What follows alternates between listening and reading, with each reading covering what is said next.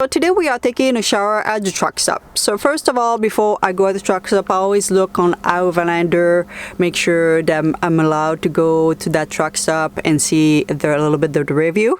After that, we go there and we go in the front desk and we ask to go take a shower. Hey, good morning. How's it going? Good, you?